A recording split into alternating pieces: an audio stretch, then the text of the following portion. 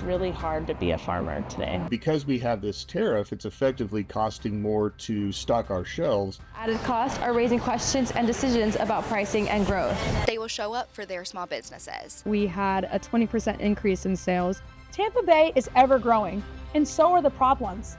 As producer and with my team, we're going to show you how tariffs can impact your local community. Let us show you.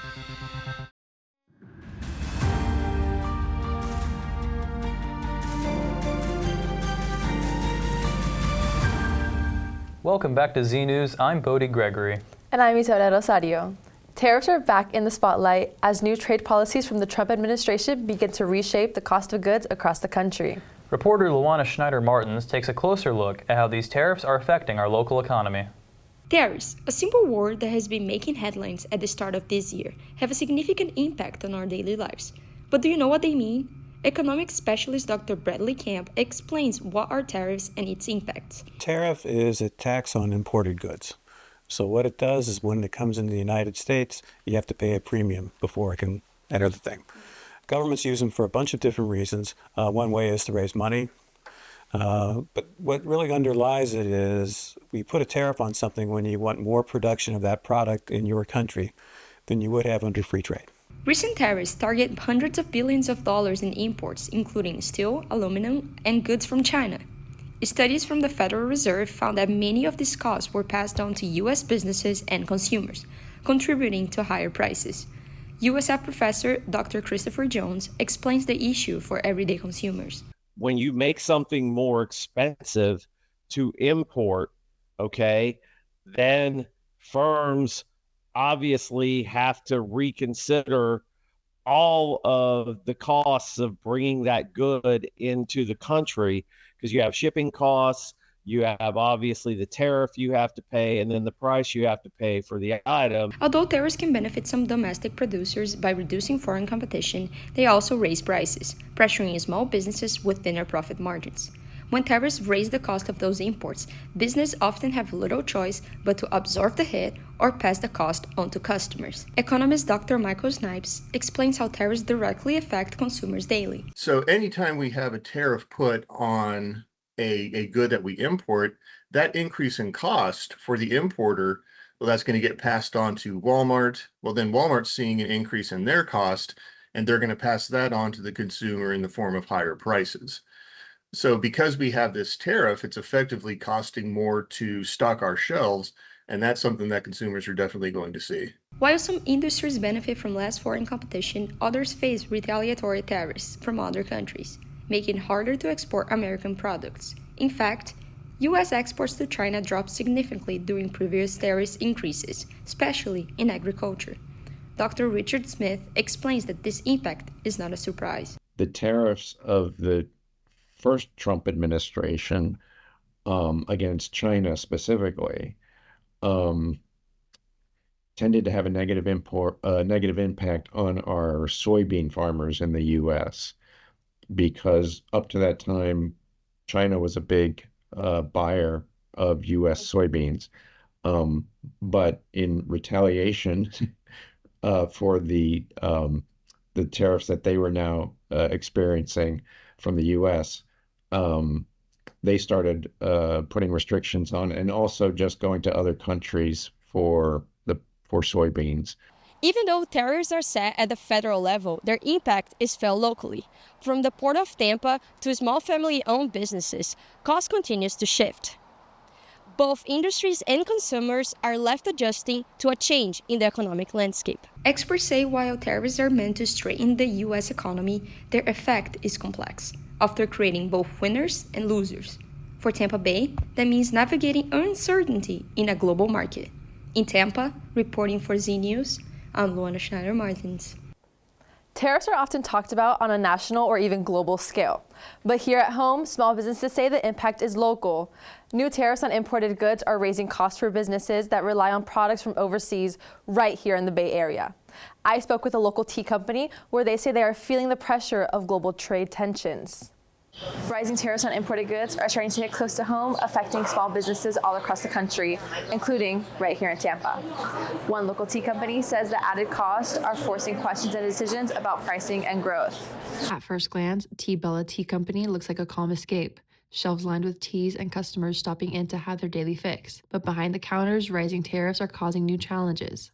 Owner Abigail St. Clair shares how she is working with a skeleton crew. We don't have dedicated teams that focus only on importing and only on managing import fees and duties. We all wear so many hats in the small business world.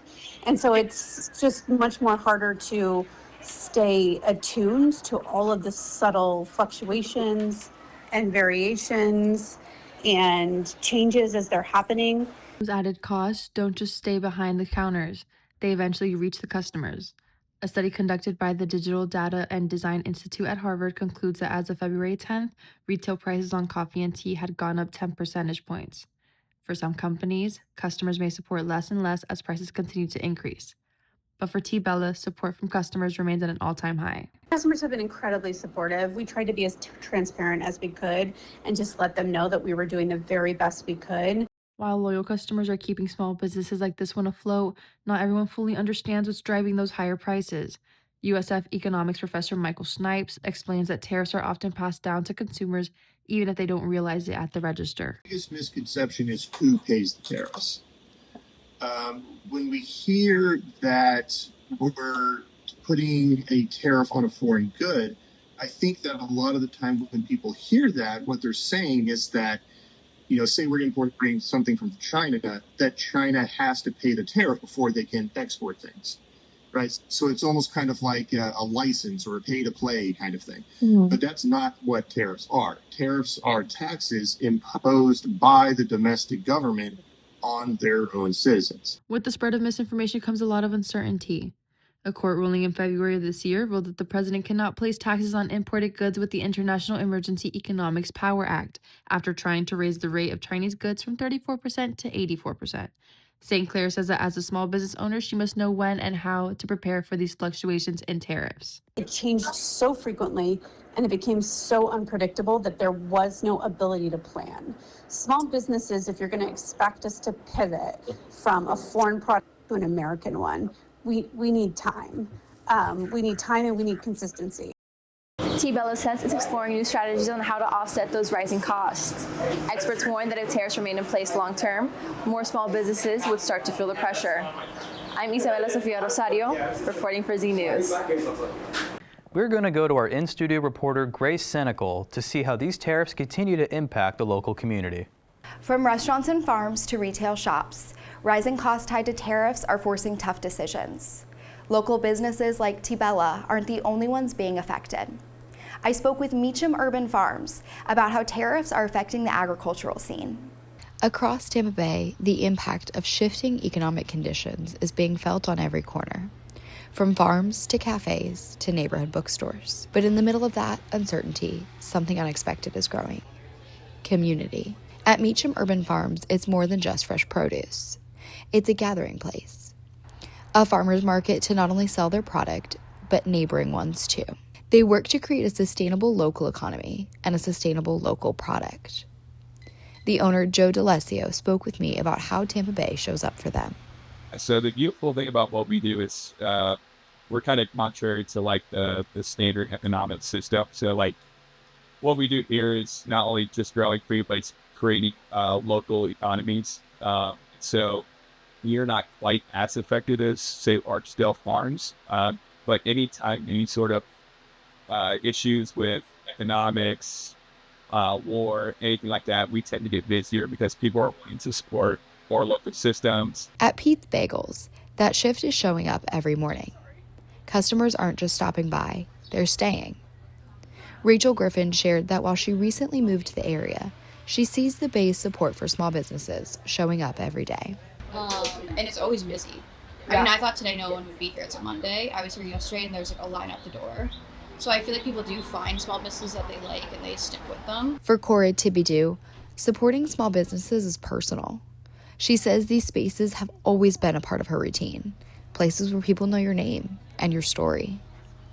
But now, as costs rise, she's more intentional about where her money goes. Because to her, it's not just spending, it's supporting the people who shape the community. I'm always gravitated towards the small businesses that I know and I love to support, and I know the people there.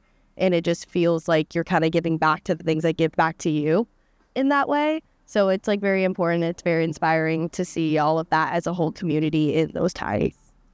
At Mojo's Books and Records, being a used bookstore and a record shop makes a difference, especially in an uncertain economy. With lower price secondhand options, staff say customers continue to walk through the doors, regardless of rising costs elsewhere. And more than that, they keep coming back, proving that no matter the economy, this is a place people still show up for. Past Saturday was Indie Bookstore Day, which is little local used bookstores have sales and stuff, and people really show up for that. And we had our boss actually texted us that we had a 20% increase in sales. What started as economic pressure, for many, is becoming a reason to reconnect, supporting small businesses and, in turn, each other. While tariffs impact our community on an economic level, it also changes the way the community comes together. No matter the global economy, the community of Tampa Bay and the surrounding Bay Area has proven time and time again that they will show up for their small businesses, the ones that support them when things get hard. In Tampa Bay, I'm Grace Senecal, USFC News. To continue looking into how tariffs and other geopolitical issues can affect local farms, I went to Keel Farms in Plant City. Here I was able to learn about the current state of local agriculture and where it's going next. Running a successful farming business is only becoming more difficult with the recent wave of tariffs and the spiking cost of oil. The leaders here at Keel Farms show us what they and many other local farms are doing in order to stay afloat. The business model of farming seems simple on the surface. Grow crops, sell crops, and repeat. But that doesn't account for labor, machinery, fertilizer, shipping, and other costs. In many cases, strictly selling crops isn't covering production costs, forcing local farms to try new things to stay in business. Andrew Schaefer, Keel Farms Director of Hospitality, spoke about how relying solely on farming is becoming unrealistic. So I think in general what we're seeing in any small farm is that's very hard. For small farmers kind of across the nation, they're being obviously squeezed by profits and what you need to make to grow. A lot of places are having to kind of pivot into what we've already been doing, and the agritourism I think is going to be just more and more of a thing. Keel Farms, once a blueberry farm in the mid-90s, opened a winery in 2003, where they ferment their blueberries into wines and ciders that are sold all over the state of Florida. They also have a farm-to-table restaurant where they host live music and other events such as their current Blueberry Festival. They're well known for their agritourism business model, and Schaefer says that the model is a necessary one. In order to make a living off of it, you need to do more now. As you know, these massive farms have all the great contacts and contracts. Today, a new factor is making a difficult situation worse for local farmers. President Trump's sweeping tariffs have driven up production costs significantly, as distributors of imported goods charge farmers the cost of tariffs.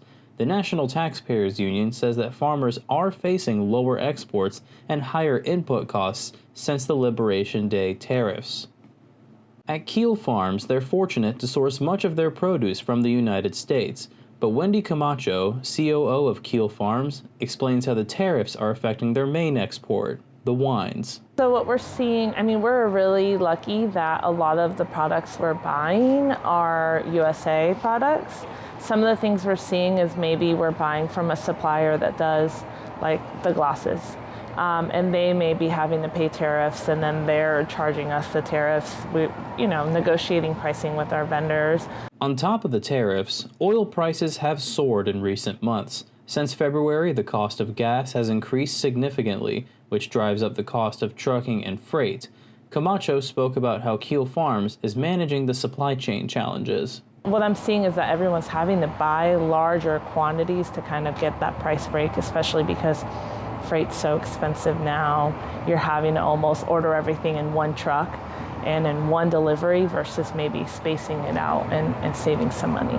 These new factors are posing financial challenges and can severely impact farms that rely strictly on selling produce. But businesses like Kiel Farms are persisting by doing everything that they can with the land that they have. And their agritourism model has made them an icon of the area. In Plant City, I'm Bodie Gregory reporting for Z News. As local communities continue to adapt to the continuing effects of tariffs, you can guarantee we will be here to keep you informed. Thanks for joining us tonight on Z News, and we'll see you again next time.